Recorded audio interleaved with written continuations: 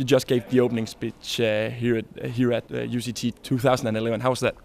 It was great. It was inspiring. To have 500 people in the room, and you can feel the anticipation on them.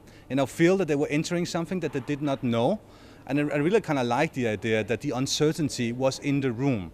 So the people there, they were, I could hear they laughed a little bit. It was a little bit nervous at times. We are entering something we do not know what it is. This is really entering uncharted territory, which this is all about. Reaching a shore you don't know of yet, and I kind of liked the energy that was in the room. I love a lot of stuff about innovation. It's about entering into the unknown, the journey into the unknown. What is this focus about on the unknown? Neither control or being able to determine our future will give us innovation. We need to walk the path between enough chaos and enough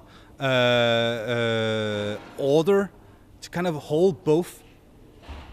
And there in between innovation lies, and we need to kind of cope with the reality that we cannot determine future. We kind of like the idea that we can, and we like to plan for it and make projects about it. But sometimes we really need to stop up and rethink how we do this. And here we need to, I think, sometimes to invite chaos a little bit, because by that we will also invite innovation into the room.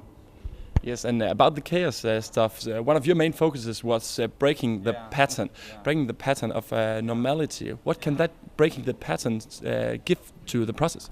Well, it gives the invitation. It invites an invitation, because the more you stay in the pattern of what you know and what you want to do as you did before, the day before, the week before, the year before, the more you do things like that, the lesser innovation will be in the room. So you kind of break that pattern of, even though you have a lot of knowledge, even though you are in this institution being trained with a lot of knowledge, you need to let go of it just for a glimpse, just enough to invite in new possible perspective, new possible idea. And that really means break the pattern. It is so easy to say, and it's really hard to do, because we kind of loved our patterns. We kind of loved the way we usually do things. Not necessarily because they're easy, but more or less this is our worldview, our professional view is like that we do things in a different, specific order. And we should break that just enough to be creative, just enough to invite an invitation. Here at the end, back in the day, you were one of the guys developing the idea about this project week. What should the students expect from this week? Well, they should expect a lot of energy. First of all, energy in the creative phases, but also frustration.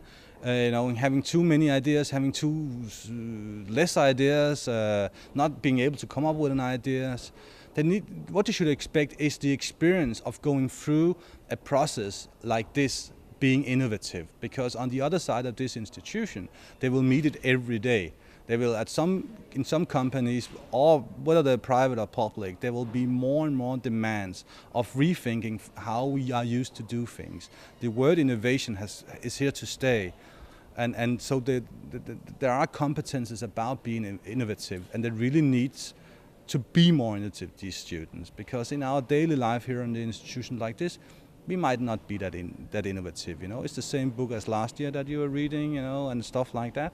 So they should expect something differently, and they should embrace it, and begin to not necessarily love it, but just embracing it. That would be nice.